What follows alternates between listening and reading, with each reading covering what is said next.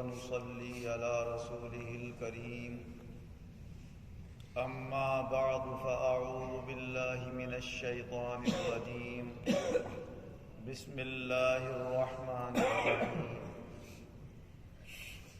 يا أيها الذين آمنوا اجتنبوا كثيرا من الظن إن بعض الظن إثم ولا تجسسوا ولا يغتب بعضكم بعضا أيحب أحدكم أن يأكل لحم أخيه ميتا فكرهتموه واتقوا الله إن الله تواب رحيم۔ اللہ تبارک و تعالی اپنے کلام عظیم میں ارشاد فرما رہا ہے،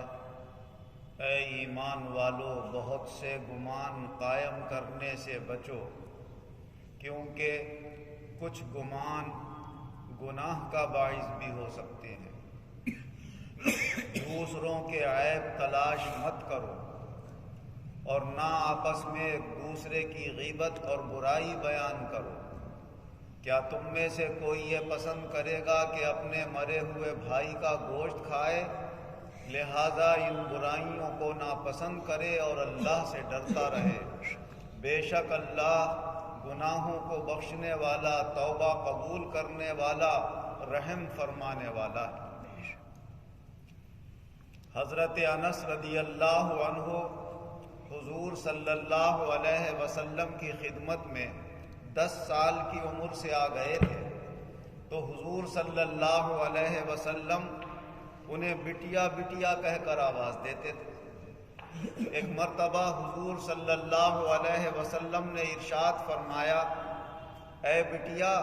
تم صبح کرو اور شام کرو اس حال میں کہ تمہارے دل میں کسی کی طرف سے کینہ اور کھوٹ نہ ہو۔ پھر فرمایا، بٹیا یہ میری سنت ہے اور جو میری سنت اپنائے گا وہ جنت میں میرے ساتھ ہوگا۔ تو کسی مسلمان کی طرف سے کسی مسلمان کو اپنے دل میں کھوٹ اور کینہ نہیں رکھنا چاہیے، دل بالکل صاف ستھرا رہے اس کی طرف سے۔ حضرت عبداللہ ابن مسعود رضی اللہ عنہ روایت کرتے ہیں کہ حضور صلی اللہ علیہ وسلم نے فرمایا، میرا کوئی صحابی کسی کے بارے میں مجھ سے کوئی بری بات بیان نہ کرے۔ میں جب گھر سے نکل کے آؤں تو میرا دل یہ چاہتا ہے کہ سب کی طرف سے میرا دل صاف ستھرا ہو۔ جب کوئی مجھ سے کسی کی برائی کر دے گا تو بلا وجہ اس کی طرف سے میرے دل میں میل کچیل پیدا ہوگا، لہذا تم مجھ سے کسی کی برائی مت بیان کرو۔ اور فرمایا حضور صلی اللہ علیہ وسلم نے کہ اگر کوئی مجھے اتنی اور اتنی دنیا دے کر یہ چاہے کہ میں کسی کی برائی بیان کر دوں تو میں کسی کی برائی دنیا کا کثیر مال لے کر بھی نہیں کر سکتا۔ اور یہ غیبت اسی سے پیدا ہوتی ہے، جب کسی آدمی کے دل میں کسی دوسرے کی طرف سے کچھ نہ کچھ کھوٹ ہوگی، کینہ ہوگا، تبھی اس کی زبان سے اس کے لیے کوئی بری بات نکلے۔ اور اگر دل صاف ستھرا ہوگا تو دل بھی نہیں چاہے گا کہنے کو کہ ہم اس کی برائی کسی اور کے سامنے بیان کریں۔ اس لیے اپنے دل کو ہر ایک کی طرف سے صاف ستھرا رکھنا چاہیے۔ ہاں یہ الگ بات ہے کہ کوئی اللہ کے یہاں اتنا نامقبول ہو جاتا ہے کہ پھر اللہ ہی اس کی طرف سے لوگوں کے دل میں نفرت پیدا کر دیتا ہے، تو وہ الگ بات ہے، اس کا تو کوئی علاج نہیں، وہ تو اللہ ہی کے حکم سے۔ جیسے کہ حضور صلی اللہ علیہ وسلم نے فرمایا کہ جب اللہ اپنے کسی بندے سے محبت کرتا ہے تو جبریل امین علیہ السلام سے فرماتا ہے، میں دنیا کے اس بندے سے محبت کرتا ہوں، تم بھی محبت کرو۔ جبریل علیہ السلام سارے فرشتوں میں اعلان کر دیتے ہیں، اللہ اس بندے سے محبت کرتا ہے، تم بھی کرو۔ سب فرشتے اس سے محبت کرنے لگتے ہیں، پھر اس کی محبت کو دنیا والوں کے، انسانوں کے دلوں میں پھیلا دیا جاتا ہے اور ساری دنیا کے انسان اس سے محبت کرنے لگتے ہیں۔ اور فرمایا جب اللہ کسی سے بغض رکھتا ہے، کسی کو ناپسند کرتا ہے، تو جبریل علیہ السلام سے بلا کر فرماتا ہے کہ میں اسے ناپسند کرتا ہوں، اس سے بغض رکھتا ہوں، تم بھی اپنے دل میں اس سے بغض رکھو۔ جبریل علیہ السلام بغض رکھنے لگتے ہیں اور سارے فرشتوں میں اعلان کر دیتے ہیں، سارے فرشتے اسے ناپسند کرنے لگتے ہیں۔ پھر دنیا میں اس کا بغض لوگوں کے دلوں میں اتار دیا جاتا ہے اور لوگ اس کو اچھا نہیں سمجھتے اور اسے ناپسند کرتے ہیں اور اسے قابل بغض سمجھتے ہیں، تو یہ تو اللہ ہی کی طرف سے اس کا فیصلہ ہے، یہ کسی کے لیے ہوتا ہے، ورنہ عام مسلمانوں کے لیے نظام یہی ہے کہ ہر ایک دوسرے کے لیے اپنے دل میں گنجائش رکھے، اچھی بات کہے تو کہے ورنہ خاموش ہو جائے۔ حضرت عمران بن حطان رضی اللہ عنہ روایت کرتے ہیں کہ ایک مرتبہ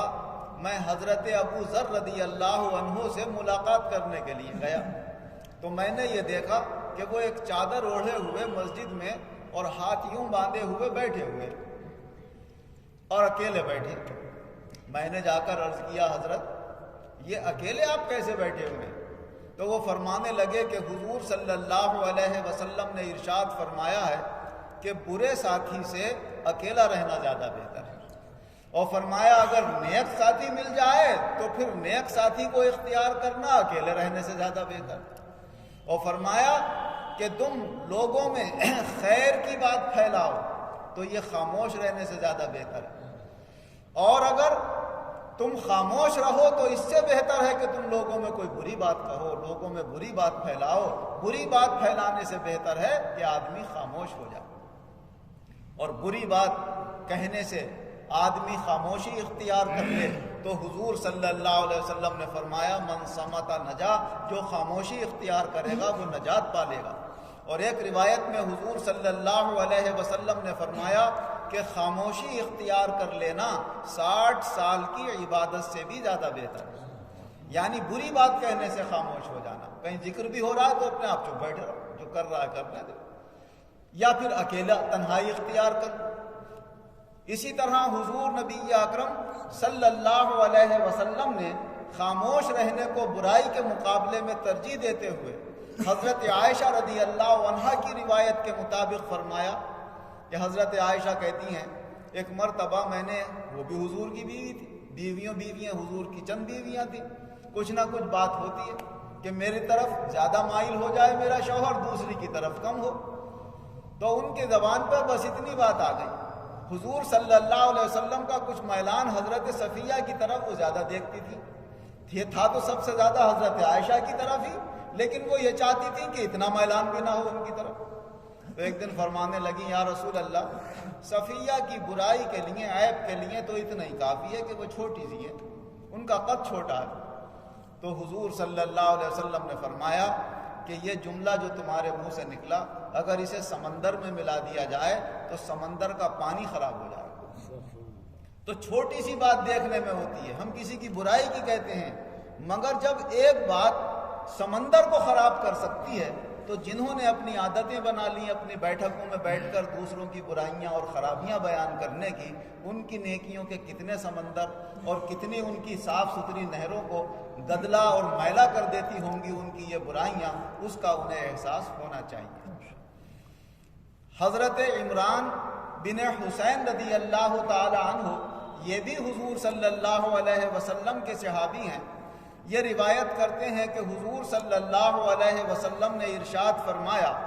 کہ آدمی اپنے آپ کو خاموش رکھے، ہاں یہ وہی روایت ہے کہ اپنے آپ کو خاموش رکھے، یہ اس کے لیے 60 سال کی عبادت سے زیادہ بہتر ہے۔ حضرت اسلم رضی اللہ عنہ سے روایت ہے کہ ان کے آقا تھے حضرت عمر رضی اللہ عنہ، یہ ان کے آزاد کردہ غلام تھے۔ فرماتے ہیں حضرت عمر رضی اللہ عنہ ایک دن حضرت ابو بکر صدیق رضی اللہ عنہ کے یہاں تشریف لے گئے، دیکھا کہ حضرت ابو بکر صدیق رضی اللہ عنہ اپنی زبان پکڑ کے کھینچ رہے ہیں اس کو، تو حضرت عمر رضی اللہ عنہ نے فرمایا ارے آپ کیا کر رہے ہیں، یہ کیا کر رہے ہیں؟ تو زبان چھوڑی انہوں نے اور پھر فرمایا ارے بھائی اس کو سزا دے رہا ہوں، اس کی وجہ سے تو نہ جانے کتنی بار ہلاکت میں پڑ جانے کا خطرہ ہوا۔ اور ایک مرتبہ ایسا ہوا، حضرت عائشہ صدیقہ رضی اللہ عنہ روایت کرتی ہیں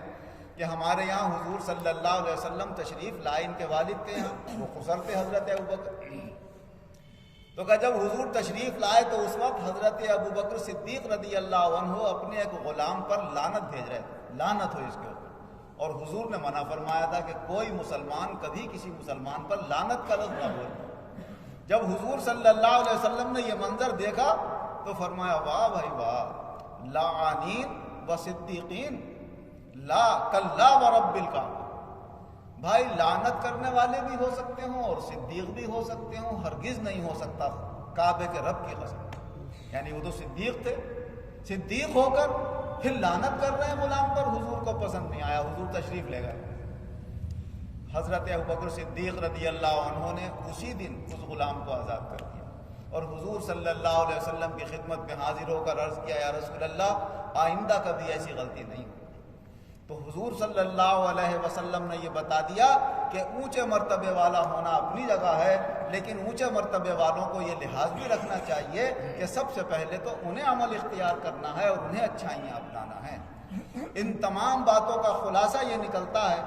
کہ ہمارے بہت سارے اولیاء کرام نے جو گوشہ نشینی اور تنہائی اختیار کی،